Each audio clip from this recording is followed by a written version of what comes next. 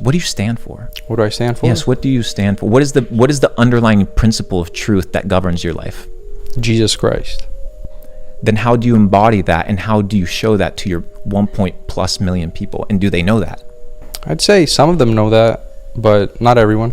Perfect. So if that's your belief system and that's what you're pushing, then I would assume, I don't want to say that this is what you need to do, I would assume that your purpose in life is everything that you do guides toward that beacon. So that's what I'm conveying, is don't lose that foresight. What's your beacon? Finding truth. I'm still looking for it. Have you gotten close? The thing is, truth is very elusive. What do you mean by that? It always keeps you on your toes, because the moment you think you know the truth, the more you realize that you don't know a whole lot. And I think Solomon is probably the great example of a man who didn't ask for belief systems. He didn't ask for dogma or religion. When God came to him in a dream, he asked God for one thing. He asked God for wisdom. And what is wisdom? Wisdom is knowledge put into practice. Knowledge is to know. You shall know the truth, and the truth shall set you free. But unless you act upon that truth, faith without works, faith is dead. Faith is the physical manifestation of what you believe. So unless I see the fruits of your belief, how do I know that you believe what you believe besides your words? So if you say, Luke, what do you believe? Just look at what I do. That's it. Do you classify yourself as a religious person, as a Christian? Because you just brought up Solomon. I mean, I think Solomon was a person that was pursuing truth. And I think he's also a person that obtained the highest echelons of power, the highest echelons of wealth, the highest echelons of womanization that the world has ever seen. You want 1,000 concubines? This man got them. But in the book of Lamentations, he says, all is vanity. So if the wisest man in the world says all is vanity, and I read that as somebody that wants to be wise, now what do I understand? That all is vanity. Why? Not because he said it, but because I begin to evaluate the things that he in the world tells you that fill you up. Paradise, kingdom, money. And then you get those things, and okay, now what? You've made $1 million. How do you feel the next day? Nothing. Okay, it's all right. Yeah, it's all right. Does it solve your intrinsic problems in life? Does it solve the relationship that you have with your parents? Does it solve the relationship that you have with yourself? Does it solve your insecurities? Maybe, potentially. But to say that this one thing is the underlying solution to all your problems in life, I would say not so. I don't know if you answered, though. I don't know if I answered. Who knows? I don't even know what the question was. What was the question? It was what's your belief? Because you bring my belief. No, you asked me. Are you religious? No, I think I'm just a person seeking truth. And the example is, I'm taking the person that I believe to be a reference point, Solomon. Why do I take him as a reference point? Just read Proverbs and see if that's a good business model and a good life model to adopt, and you might actually become successful. If I see all the billionaires out here telling me, yo, read Proverbs, read Psalms because it's full of game, why am I not going to read it? So am I a person that identifies with labels? No. You know why? Why? Because to you, Christian may mean something. To him, Christian may mean something else, because it is a symbol that represents something. So for me to identify as that symbol means that now I identify through your lens of what that symbol means. So I am without symbol. You have to view me as an autonomous individual and get to know me. And then you can attach your labels in due time as you get to know me. What's like the best way to figure it out? Or like how do you put yourself in He a sort says of... figuring it out still. It's like, I would say first recognizing that we don't know everything. Like, it doesn't matter how much success you achieve, you can still learn things from everybody.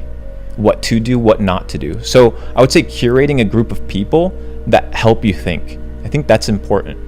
Curate a group of people, a circle around you, friends, where you can have these conversations. You guys as brothers, like, you guys should be flaming each other. You guys should be grilling each other's belief systems. I do. That's good, because you're not going to have a lot of people in your life that are going to do that, right? So if you can have this relationship, you need to cherish it deeply. That's the first part. The second part is asking the most important question in the world. Why? Why to everything? Why? It's the question that all authority gets gets what? Angry when you ask them. Ask your teacher, ask your parents, ask your pastor. Why? If you ask them why enough, to the point where they get to, I don't know, which everybody gets to. Of course. That's when people get mad. But if you can get to the I don't know, and instead of getting mad, get intrigued,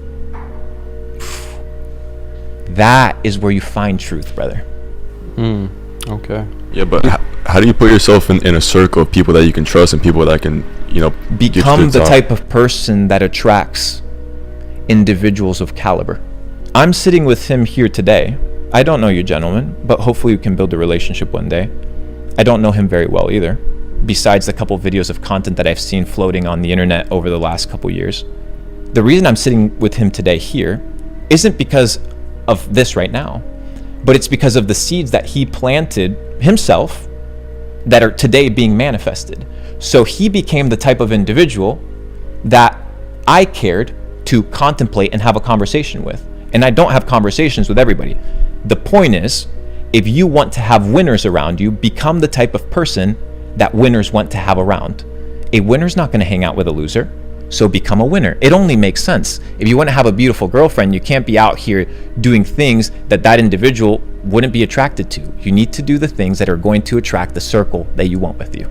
Speaking of that, are you open about your relationship online? No.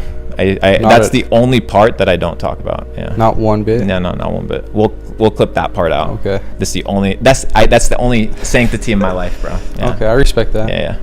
Too much online to bring in family, Do you have an opinion on it? Just like Yeah, I think government marriage is a fraud. So getting married under the government, you're not getting married under God. You've just gotten married under paper. It's a psyop.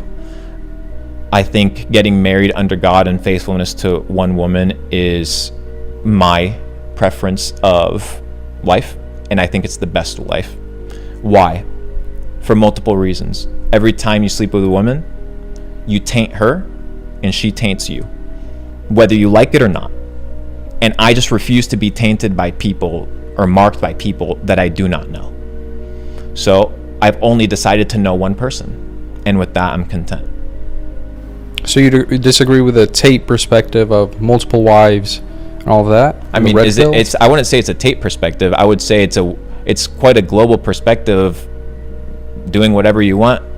Now, I've just adopted the lifestyle and the belief system that one woman for me is enough, and I'm satisfied with that, and that works.